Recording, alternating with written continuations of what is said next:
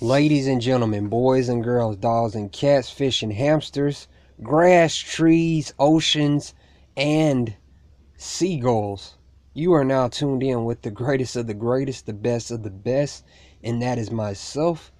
And I'm particularly proud of this particular video that I made for you all to listen to. But I do need to warn you before I request that you subscribe, like, and comment. Stop being stingy with the likes and the subscriptions. But anyway, there are spoilers in this video, so if you don't like spoilers, wait until you have seen the movie before watching this video, and do come back to this video. I'm particularly proud of it, and like I always say, enjoy. Due to my extreme enjoyment of the movie Split, I was very much looking forward to what M. Night had in store next, and it seemed that his comeback season was well earned. James McAvoy delivered an often overlooked performance, and Anya Taylor-Joy was a mostly solid supporting character, especially compared to the other girls that starred in the film. The surprise that Split existed in the same world as Unbreakable was a clever twist, and only added into speculation that the next film will be a sequel to Split, thus making the story that started with Unbreakable have a fitting conclusion. We talk all the time about superhero franchises within the DC world and the Marvel world, but despite a few bumps in his career, I feel that we need to give M. Night credit. The movies all feel grounded in reality and don't necessarily come across as what we consider to be an average superhero film or comic book movie.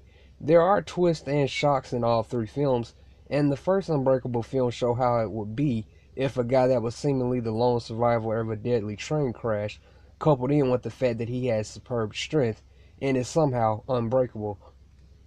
Then you have the character of Elijah Price, who is ironically a very fragile man who has extreme fondness for the arts. How about that?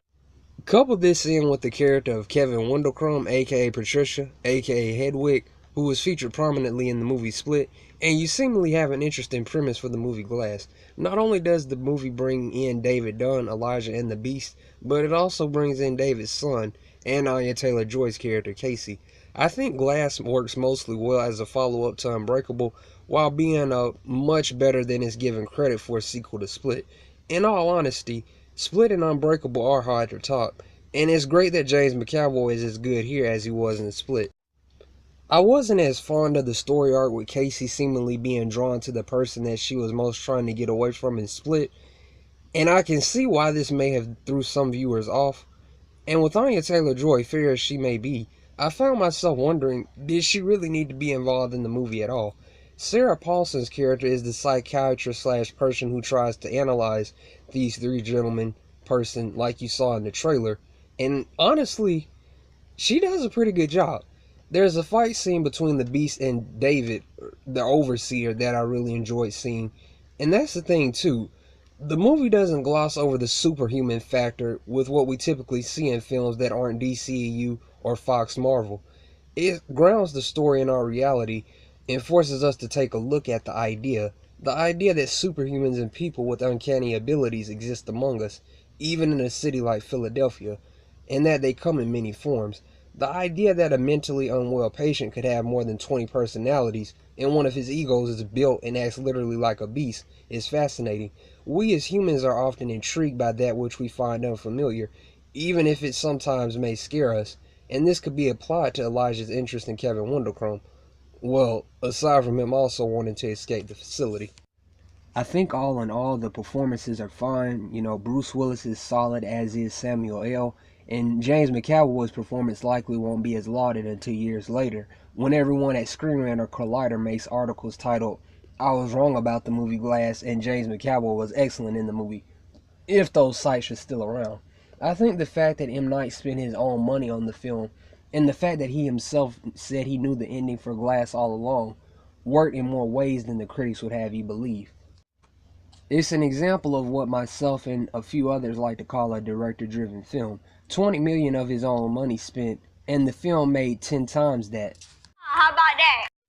Like I kind of hinted to earlier, I think it was always going to be hard to outdo Split and especially Unbreakable, but the more I think about it, I don't think that was what M. Night had in mind when he crafted Glass.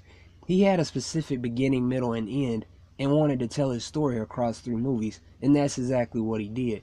Sarah Paulson's character has some ties into some creepy elite group with these tattoos that seemingly don't want superhumans around.